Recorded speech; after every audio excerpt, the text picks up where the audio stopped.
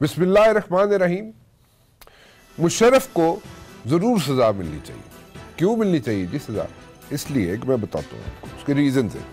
उसके रीज़न ये है जनाब कि मुशर्रफ के दौरे हुकूमत में Pakistan was ranked third in world banking profitability में। नंबर 2, मुशर्रफ के दौर में IT industry was valued at around 2 billion, including 1 billion in exports and employment around 90,000 to the professionals were given. Number 3, Musharraf के दौर में CNG sector attracted 70 billion in investment और उसमें तकरीबन जनाब कोई 45,000 के करीब लोगों को नौकरियां मिली थी। मुशर्रफ के दौर में telecommunication sector attracted around 10 billion in investment and created over 1.3 million jobs. Musharraf के दौर में फॉरेन रिजर्व जो थे वो इंक्रीज हुए $700 मिलियन से 17 बिलियन पर। मुशर्रफ के दौर में लिटरेसी रेट जो था वो 11% इंक्रीज हुआ। गरीबी जो थी, पॉवर्टी जो थी, वो 10% डिक्रीज हुई जनाब। मुशर्रफ के दौर में ग्वादर जो था उस पर काम शुरू हुआ जी। ये जो ग्वादर की बातें होती है ना जी कि ग्वादर पोर्ट बना, ये हुआ, वो अफला, जो प्रैक्टिकली काम शुरू हुआ ग्वादर में वो मुशर्रफ के दौर में शुरू हुआ। मुशर्रफ के दौर में 650 किलोमीटर कोस्टल हाईवेज की कंस्ट्रक्शन हुई जी।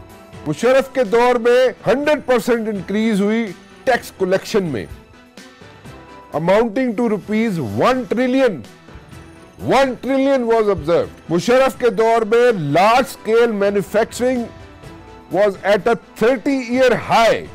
मुशर्रफ के दौर में जो इकोनॉमी थी पाकिस्तान की, that was fastest growing economy और and it was after China and India कि जनाब ये इकोनॉमी ऐसे जा रही थी पाकिस्तान की।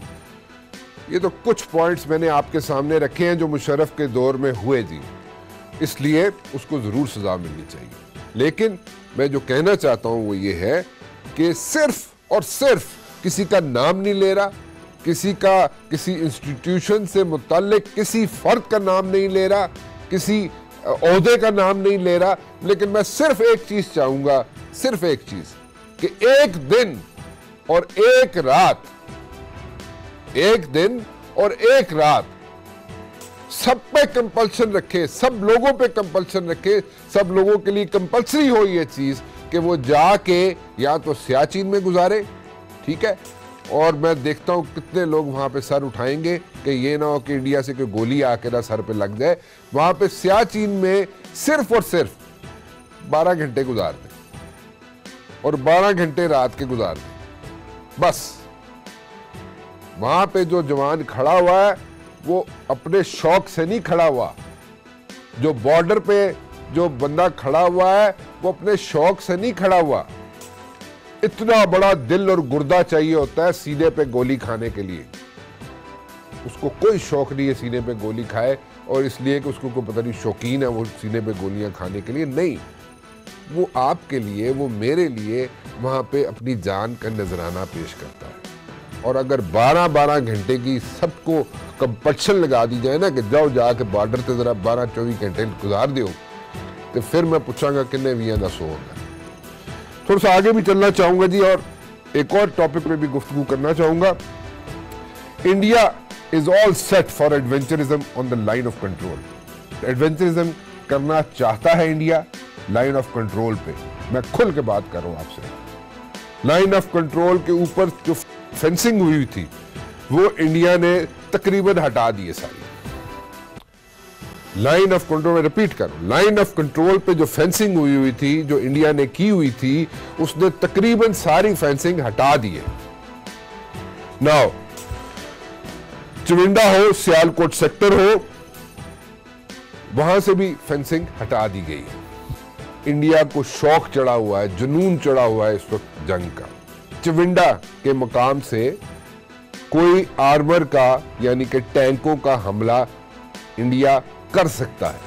और लाइन ऑफ कंट्रोल पर ब्राह्मस, अब मैं प्रोनाउंस गलत कर रहा हूं मिसाइल्स का नाम तो मुझे एक्सक्यूज कीजिएगा, लाइन ऑफ कंट्रोल पर इंडिया ब्राह्मस मिसाइल जो है वो नस्ब कर चुका है। हम एक चीज जरूर करने जा रहे हैं, वो ये है कि हम यूनाइटेड नेशन को बताएंगे कि जनाब ये सिचुएशन इंडिया बनाकर बैठा हुआ है और वो किसी वक्त भी कोई भी एडवेंचरिज्म कर सकता है, क्योंकि उसने जो इंडियन हेल्ड कश्मीर में जो उसने काम किया है, जो वहां पे कॉन्स्टिट्यूशनल अमेंडमेंट्स लेके आया है, वो उसके गले पड़ गई। अब उस कॉन्स्टिट्यूशनल अमेंडमेंट्स गले तो पड़ गई इंडिया के, अब उसको कैसे वो बैलेंस आउट करे अपने लोगों के सामने, तो वो उस पर एक जुनून सवार हुआ है इस वक्त एज वी टॉक, कि वो जनाब कोई ना कोई मुद्दा हमारे पर डाल सकता है, कोई ऐसा, कोई खुदा ना खास्ता कोई ऐसा कोई बड़ा इशू बन जाए, वहाँ पे कोई ऐसा बड़ा हादसा हो जाए इंडिया के अंदर, तो वो मुद्दा जो है पाकिस्तान पर डालकर उसको बिल्डअप करना चाह रहा है। लेकिन हम पहले ही यूनाइटेड नेशन को इस बारे में इंटीमेट करने जा रहे हैं। अब ये जो मिसाइल जो इंडिया ने यहाँ पे कंट्रोल पर ब्राह्मस मिसाइल, ये एयर टू एयर मिसाइल भी है, ये लैंड टू लैंड मिसाइल भी है, दैट मीन्स कि पाकिस्तान के कुछ शहरों को टारगेट कर सकते हैं। 100-150 मील की इनकी रेंज है। अगर मैं गलत कह रहा हूँ तो मैं माफ़ी चाहता हूँ, लेकिन तकरीबन मैं बता रहा हूँ इसकी रेंज है। तो इसमें पाकिस्तान के कुछ शहर जो हैं वो हिट कर सकता है इंडिया, लेकिन हम लोग तैयार हैं। Let me tell you one thing, हम लोग तैयार हैं and we are ready to handle this situation. हम लोग ये सिचुएशन हैंडल कर सकते हैं, हम लोग ये सिचुएशन हैंडल करेंगे इंशाल्लाह, और इंडिया को बहुत बड़े बड़े सरप्राइजेस हम देंगे। इन दोनों टॉपिक्स में मैं बात करना चाहूंगा और मेरे साथ मौजूद होंगे आज जनाब, कानूनी राय मैं लेना चाहूंगा जनाब इरफान कादिर साहब से, साबिक अटॉर्नी जनरल रह चुके हैं पाकिस्तान के, उनसे, और इंडिया की साइड पे लाइन ऑफ कंट्रोल पे जो इश्यूज क्रॉप अप हो रहे हैं उनके बारे में मैं जानना चाहूंगा air vice marshal Shahzad Chaudhry साहब से। इरफान कादिर साहब, ये जो जजमेंट आई है जो कि मुशर्रफ साहब के खिलाफ आई, इट्स वेरी अनफॉर्चुनेट कि जो पैरा 66 है इसमें जो वर्डिंग यूज की गई है, मैं उसकी डिटेल में नहीं जाना चाहता क्योंकि मैं पढ़ना भी नहीं चाहता इस वर्डिंग को, बट जजमेंट कहाँ खड़ी होगी? कल ये चले जाएंगे सुप्रीम जुडिशल काउंसिल में लेके जज साहब को, हुकूमत, एंड देन अगेन जो भी उसका मॉडस ऑपरेंडी है, जो भी लॉ है उसको फॉलो किया जाएगा, लेकिन ये जजमेंट कहाँ पे खड़ी होगी? देखें जी, मैं समझता हूँ कि मैं इस पे आता हूँ कि ये जजमेंट कहाँ पे खड़ी होगी, लेकिन मैं सिर्फ मुख्तसरन ये कहना चाहता हूँ कि इस माइंडसेट के जजेस जिनकी के मेंटल कैपेसिटी जो है उस पर सीरियस क्वेश्चन उठे इस तरह की ऑब्जर्वेशंस के बाद, जो कि 2019 में भी तकरीबन आज से 400-500 साल पहले की बातें शुरू कर दें और माशरे को, एक सिविलाइज सोसाइटी को एक बारबरिक सोसाइटी की तरफ धकेल दें, तो मैं समझता हूँ कि इस तरह के तमाम माइंडसेट्स जो हैं उनको हमें आइडेंटिफाई करना होगा और हमें जुडिशरी से इस तरह के लोगों को हटाना होगा, क्योंकि ये बहुत सारे जो जजेस बने हैं पिछले एक डेकेड में, इनके ना तो कोई साइकोलॉजिकल टेस्ट हुए हैं, ना कोई इनका प्रॉपर सिलेक्शन प्रोसीजर था, और मैंने बहुत सारे प्रोग्राम्स में इसका जिक्र किया और मैंने इशारा भी दिया कि हमें इस तरफ सोचना चाहिए कि अदलिया की तश्कीलें न हो, लेकिन किसी ने इस बात की तरफ तवज्जो नहीं दी, क्योंकि हर कोई जिस तरफ कोर्ट का टिल्ट हो जाता था वही सियासी जमात जो है वो कोर्ट की फ्रेंड बन जाती थी, दूसरे जो है वो बेचारे अपने आप को बचाते फिरते थे और मुल्क में एक लड़ाई मची हुई थी। ये बिल्कुल वही सूरत हाल इस वक्त मुल्क में पैदा हो गई है।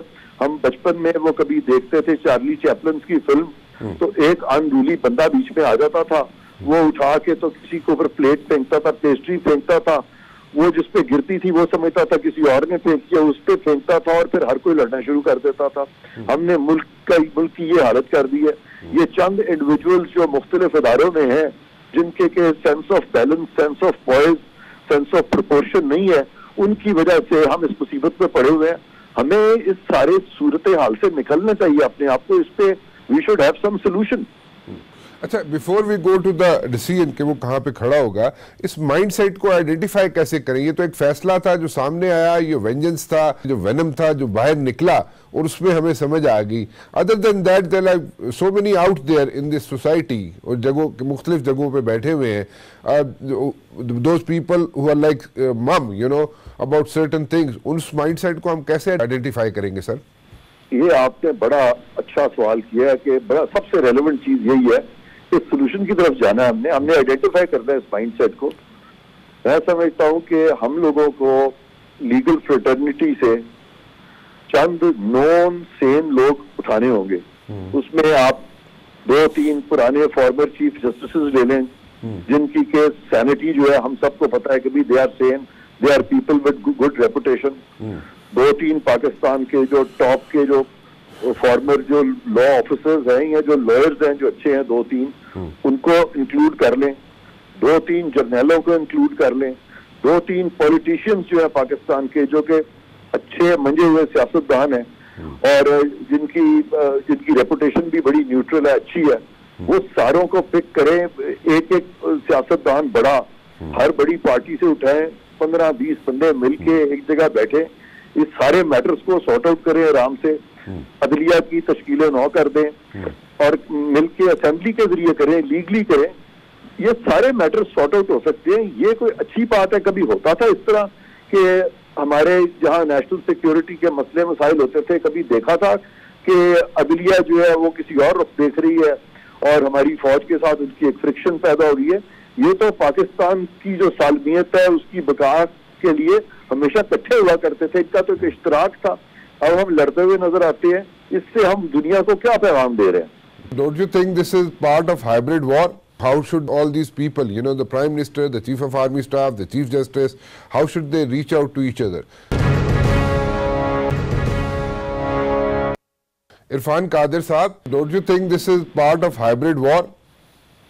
I think वो जो उन्होंने बात की है हाइब्रिड वॉर की जनरल साहब ने, वो it's a part of hybrid war, लेकिन हाइब्रिड को हम ज्यादा हाइब्रिड बनाते हैं जब हम फासले ज्यादा कर देते हैं। तो अगर हर शख्स जो है वो अपनी शान में अलहदा बैठा रहेगा, अगर चीफ जस्टिस समझेगा कि वो बड़ी चीज बन गया और वो अलहदा बैठ जाएगा छुप के वहां पे वो संगे मेंबर की बिल्डिंग में, और अगर हमारे आर्मी चीफ जो है वो भी अपनी बैरक से ही अपने हेडक्वार्टर से नहीं निकलेंगे और हमारे प्राइम मिनिस्टर साहब भी he will not reach out unless these people reach out to each other. ये जो हमारे में एक ये सो कॉल्ड ये जो प्रोटोकॉलिज्म जो पड़ गया सब में, ये एक जाती अनाज जो पड़ गई है, सबको छोड़नी होगी। हमने इस मुल्क को लेके आगे चलना है।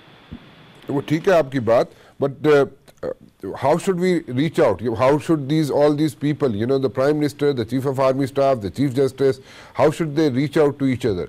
इसका कोई रोल ऐसे डिफाइन नहीं हो सकता हुकूमत के अंदर कि इनका कोई एक्टिव रोल हो, so they can interact like without any you know कोई इश्यूज के बगैर ये इंटरेक्ट करते रहे आपस में, like may be like once a month? Rana साहब, ये बिल्कुल आप सही कह रहे हैं। पाकिस्तान का कॉन्स्टिट्यूशन खोल के देख लें, कई बार है कि वो आपस में मुलाकात नहीं कर सकते। सही बात। कई पाकिस्तान में सबसे जो मेन चीज है वो तो रियासत है, लॉयल्टी टू द स्टेट। वो तो तमाम आइन से भी ऊपर है, लॉयल्टी टू द स्टेट। जब आप स्टेट की लॉयल्टी की तरफ जाएंगे तो फिर आपको ये बड़े फैसले जो है तमाम स्टेक होल्डर्स को मिलकर करने हैं, इनको बिल्कुल रीच आउट करना चाहिए और ये इन पे मुनसर है कि आपस में इनकी पैगाम रसानी जो है वो बिल्कुल होंगे पैगाम रसा आपस में ये, लेकिन ये डायरेक्ट खुद बैठे। हाँ। होता ये है कि बीच में इतने टीयर्स होते हैं कि इनकी डायरेक्ट तो मुलाकात होती ही नहीं कभी। बिल्कुल ठीक कह रहे हैं, बिल्कुल ठीक कह रहे हैं। वो बीच वाले आ जाते हैं, वो जो लोअर लेवल के हैं, हाँ। वो पैगाम उसको देते हैं, वो उसको देते हैं। आप हैरान होंगे कि वो इफ्तिखार चौधरी जब चीफ जस्टिस था बेचारा, तो वो वहां से वो उसका सेक्रेटरी मुझे चिट्ठी लिख देता था, किसी और चीफ जस्टिस का सेक्रेटरी मुझे चिट्ठी लिख देता था। मुझे भी बुरा लगता था, मैं फिर कहता था चलो मेरा भी कोई असिस्टेंट सेक्रेटरी इसको चिट्ठी लिख दे। यानी ये कोई तरीके तो नहीं है। तरीके तो ये होते हैं कि आप डायरेक्टली एक दूसरे से राब्ते रखें, मिले, ह्यूमिलिटी के साथ मिले, हम्बल रहे। कौन सा इतनी बात आ गई है भाई आपको अगर एक ओहदा मिल गया है तो उसमें आपको अपना दिमाग तो दुरुस्त रखना चाहिए ना। आप बिल्कुल अलग थलग आइसोलेटेड बैठ के तो किसी से मिल ही नहीं रहे। जब तक हम इंटरेक्ट नहीं करेंगे कैसे मुल्क आगे चलेगा? अच्छा इरफान साहब, मैं जिस रोल की बात कर रहा था, all these people like the prime minister, the chief of army staff, the chief justice reaching out to each other, उस पर अब बात कर रहे थे। तो इसका कोई कॉन्स्टिट्यूशनल रोल बन सकता है हुकूमत के अंदर? जी देखिए, why will they reach out to each other? They will reach out to each other so that there is no chaos in the country, so that the constitution mandate is followed in letter and spirit, so that all the branches of government function within their ambit, within their limits, so that there is no transgression functionary to the other, and कहते हैं power divided is power secured। तो वो जो एक divided power जो constitution में provide की गई है उसी को तो एडहेयर करना है। यही तो मैं कह रहा हूँ, ये सारी चीजें जो है, ये जो एरियाज हैं जो खास तौर पे जो बॉटल नेक्स हैं, उन्होंने ये मोटे मोटे आइडेंटिफाई करके और ये मामले खत्म हो जाएंगे। अब ये अगर आर्मी चीफ की अपॉइंटमेंट है या अगर आर्मी चीफ के ये जो इस तरह के मामले हैं उसमें एक जज उठता है कोई स्पेशल कोर्ट का, वो आके तो पूरी फौज को ही मलाइन करना शुरू कर देता है। अभी तो आप तो बात कर रहे हैं ना पैरा 66 की जो उन्होंने लिखा है, खुदा के वास्ते जरा पैरा 56 भी देखें। पैरा 56 में तो उन्होंने सारी पाकिस्तानी अफवाज की जो टॉप लीडरशिप है, सारी की सारी जो रैंक एंड फाइल है फौज की, उसको सारे को ही उठा के कंडेम कर दिया। Maybe I am wrong, but being a student of DSS, जो मुझे समझ आती है कि कोई अवेयरनेस नहीं है लोगों को। चाहे मैं किसी एक इंस्टीट्यूशन की बात नहीं कर रहा, मैं कई इंस्टीट्यूशन ऐसे हैं उनको मेरे ख्याल में अवेयरनेस नहीं है कि कैसे ये फौज का महकमा चलता कैसे, अफवाज पाकिस्तान चलती कैसे है, या उनके इंटरेस्ट में, इंटरेस्ट बड़ा गलत सा लफ्ज बन जाता है कि इधर नई डिबेट शुरू हुई थी कि सिर्फ फौज का इंटरेस्ट है। नो, द इंटरेस्ट जो है जो उनको दिया जाता है, जो ऑब्जेक्टिव्स दिए जाते हैं उनको कैसे उन्होंने अचीव करना है अफवाज पाकिस्तान के लोगों ने, वो मेरे ख्याल में आम आदमी को उसको नहीं पता कि वो कैसे अचीव करने होते हैं। और अगर इस तरह के डिसीजंस आते रहे तो आई कैन नॉट अंडरस्टैंड कि कैसे चलेगा ये सारा काम। बट एनीवेज, मेरे ख्याल में इनको जरूरत है, इनको अवेयरनेस की।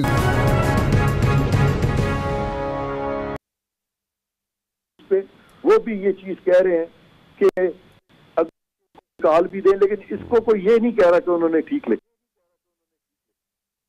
मेंटल कैपेसिटी है, उसका कितना रोल होगा इस फैसले में, वो कितना समझ सकता होगा, उसकी कितनी कैपेसिटी होगी कि वो सारे फैक्ट्स को डिसाइफर भी कर सके। So that is he is out.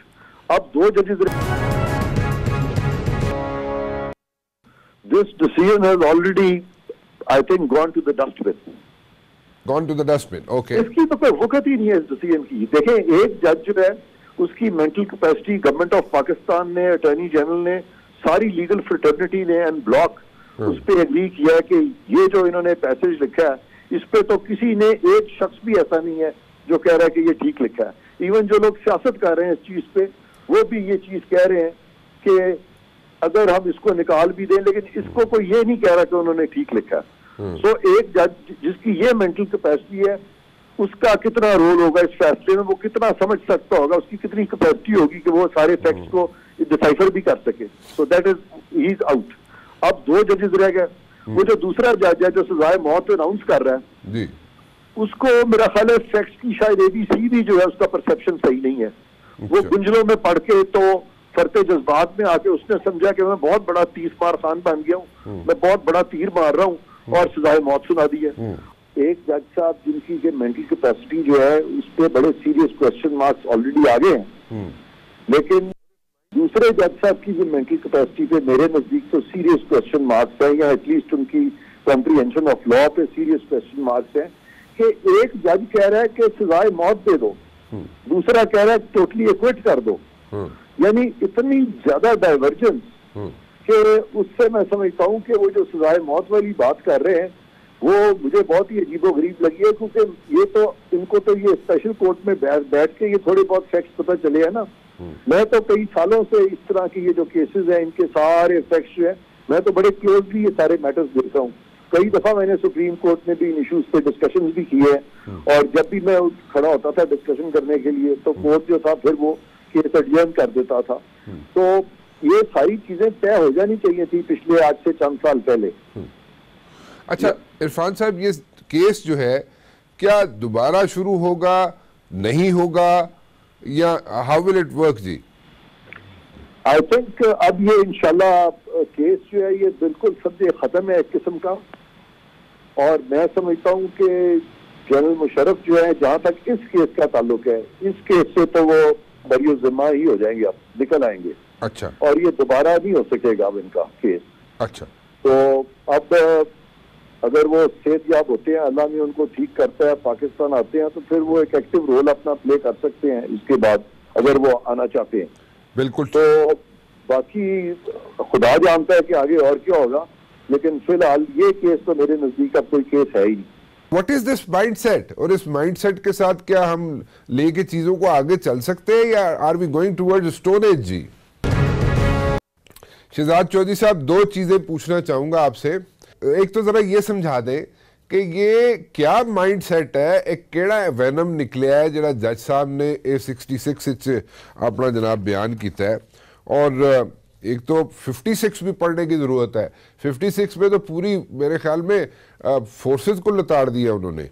तो ये व्हाट इज दिस माइंडसेट, और इस माइंडसेट के साथ क्या हम लेके चीजों को आगे चल सकते हैं, या are we going towards stone age? जी राणा साहब, भी एज ए नेशन, कौम के तौर पे और इदारों के तौर पे थोड़ा सा हमें अब यहाँ पे एक वक्फा करने की जरूरत है और थोड़ा सा रिव्यू करने की जरूरत है। एक चीफ जस्टिस साहब आज रिटायर हो रहे हैं जी, और कल सुबह नए चीफ जस्टिस साहब अपना हलफ लेंगे, और वो हलफ है रियासत के सतून का, और रियासत के सतून का और इतनी ही जिम्मेदारी जितने बाकी सतूनों की है कि रियासत को मजबूत करना, उसको सस्टेन करना जी। और रियासत मजबूत और सस्टेन उस वक्त होती है जब तमाम के तमाम इदारे, चाहे वो हुकूमत के ज़ैली इदारे हैं, आपके दिफाई इदारे हैं, पुलिस है, या वो जो पार्लियामेंट है और एग्जीक्यूटिव है और जुडिशरी है, इनका जहां तक तल्लुक है कि ये सब के सब अगर अपना काम मजबूत होंगे, मजबूत करेंगे, तो रियासत मजबूत होगी।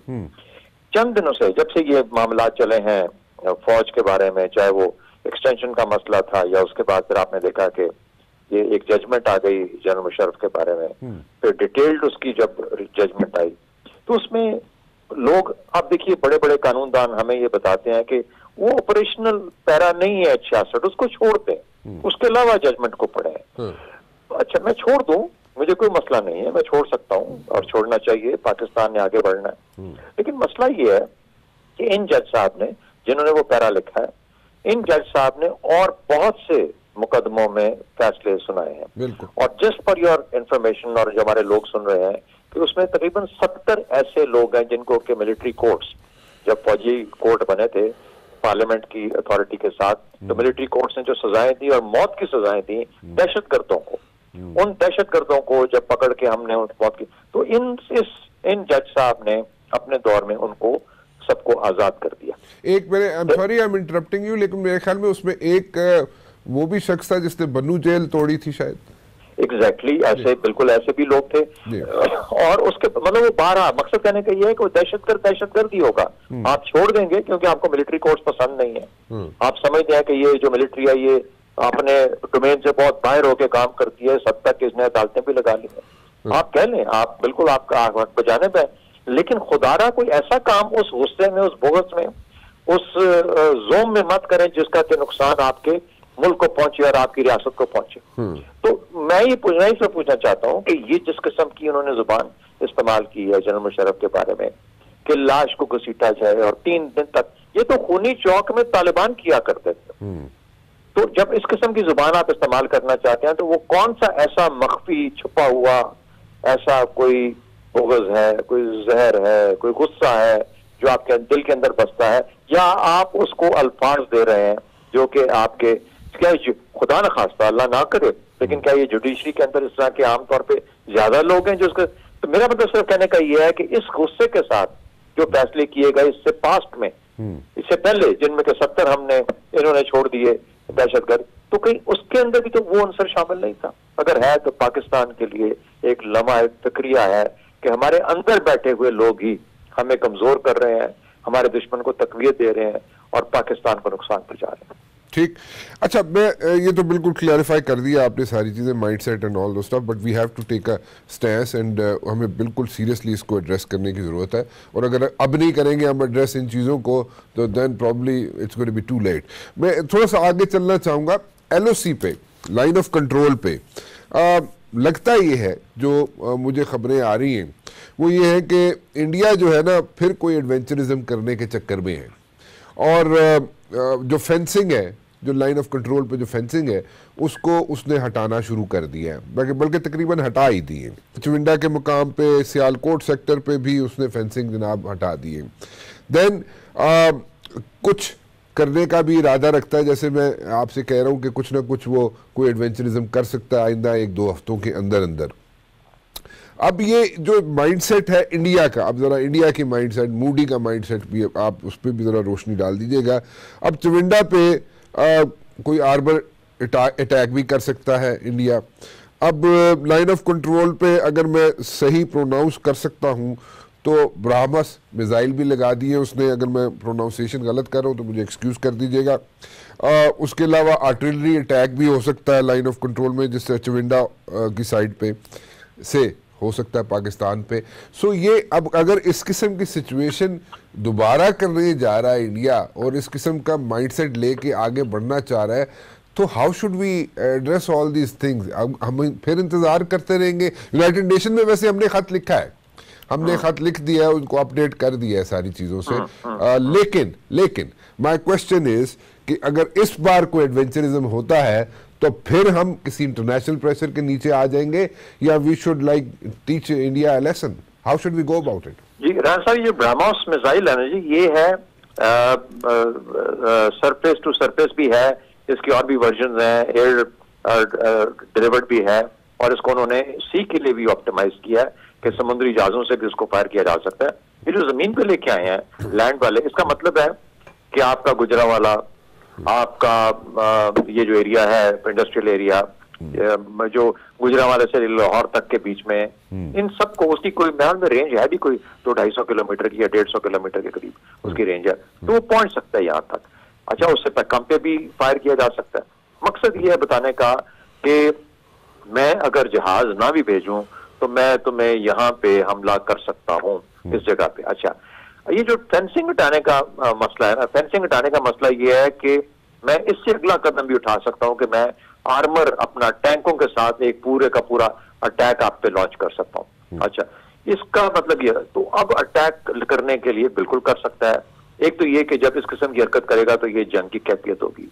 नंबर 2, अगर ब्रह्मोस लेके आया है तो क्या पाकिस्तान के पास जो मिसाइल अपने हैं वो फिर इसी दिन के लिए तो हमने भी बनाए थे ना कि ऐसी चीज को, ऐसी खतरे को भांपते हुए हम वो चलाएं। अब उस किस लेवल पे हम लेके जाना चाहते हैं? हमारे तो न्यूक्लियर भी हैं, चला देंगे, हमें मतलब क्या फर्क पड़ता है? हम तो अगर यही कुछ चलना है तो हम ऐसे ही आपके सामने झुकने वाले नहीं है, कर देंगे। अगर आप टैंक की रेजिमेंट लेके आना चाहते हो, टैंक की एक डिवीजन लाना चाहते हो, ले आओ, उसको पहले इकट्ठा करोगे, इकट्ठा करके फिर मेरी तरफ आओगे। मैं उससे पहले बहुत कुछ कर चुका हूँ तुम्हारे साथ, फिक्र ना करो। तो LOC के ऊपर जहां तक तल्लक है ना, ये LOC के ऊपर ज़ाहिर है ये तमाशे नहीं चल सकते। वो इलाका ऐसा है, पहाड़ी इलाका है, वहां पे इन्फेंट्री का काम है, छोटे छोटे कदम उठा के लोग अपना मिशन करते हैं, छोटे छोटे हदफ होते हैं। तो ये जो कुछ इस वक्त इंडिया के अंदर हो रहा है, नए उनके जनरल बिपिन रावत साहब अब चीफ ऑफ डिफेंस स्टाफ बनने जा रहे हैं, उन्होंने अपना फिर भी तो कुछ ना कुछ अपना दिखाना है, जो आर्मी चीफ के तौर पर नहीं दिखा सके, अब वो चीफ ऑफ डिफेंस स्टाफ होकर दिखाना चाहते हैं। तो कहने का मतलब ये हुआ कि बहुत सारी चीजें हैं, इससे सियासी उसके इम्प्लीकेशंस हैं, यानी सियासी इम्प्लीकेशन मुराद ये कि नजर हटाने के लिए मुसलमानों ने वहां पर जिस किस्म का रिएक्शन इंडिया में इस वक्त है, और रोजाना 3 से 4 लोग कत्ल किए जाते हैं, मारे जाते हैं, जो कि इस वक्त उनके जुल्म के नीचे जो इस वक्त खड़े होके और उसके खिलाफ आवाज उठा रहे हैं। सिटीजन अमेंडमेंट बिल के बारे लॉ की बात कर रहा हूँ, एक्ट की बात कर रहा हूँ। तो सिमिलरली ये चीजें हैं जो उनसे नजर हटाना है, और अगर ये इस किस्म की चीज को यहाँ और पाकिस्तान को अंडर प्रेशर करना है कि भाई, अगर दूसरी बात एक और भी है, हो सकता है कि जिस किस्म का प्रेशर पूरे इंडिया में निकल आया है, उसका एक तरीका ये हो कि अब कर्फ्यू थोड़ा सा नरम किया जाए कश्मीर में, और कश्मीर में कर्फ्यू नरम करने का खतरा जो वो हमेशा महसूस करते हैं, वो अगर वहां पे कुछ होता है, कश्मीरी जब अपना कुछ करते हैं, तो वो फिर पाकिस्तान पे इल्जाम लगाएंगे कि अच्छा जी ये तो पाकिस्तानियों ने आके या वगैरह वगैरह करवाया या किया, जिससे फॉल्स फ्लैग भी हो सकता है, कुछ हो सकता है। उसको ऊपर फिर वो एक अपनी हक जताएंगे कि हम इसका बदला ले सकते हैं, जिस तरीके से उन्होंने पुलवामा के बाद वो काम किया था। तो इस तमाम चीजें पॉसिबल है। पाकिस्तान ऑब्वियसली अवेयर है, जानता है, और इनको लेके उसी तरीके से मैनेज करेगा, हैंडल करेगा। मेरे ख्याल में बड़ी ही जो है ना केयरफुली इंडिया इस पे कदम उठाएगा। वो जानता है कि ये खेल कितना घिनौना हो सकता है और किस लेवल पे जाके ये बहुत अपना असर भी छोड़ सकता है, यानी पूरा खित्ता। तो जाहिर है पाकिस्तान ने तो फिर जो करना है सो करना है, फिर हम तो करेंगे, और इसलिए I think India will be also be very careful. चले ठीक है जी, अल्लाह करे ऐसी सिचुएशन ना हो और थोड़े होश के नाखून लें India, but then again we are well prepared, ये आप बता रहे हैं हमें। बिल्कुल, absolutely, absolutely. Thank you very much for talking to me जी, बहुत बहुत शुक्रिया आपका। आज के लिए सिर्फ इतना ही जी। राना मुबशिर को इजाजत दीजिए, कल 8 बजे फिर हाजिर होऊंगा। टिल देन अल्लाह हाफिज।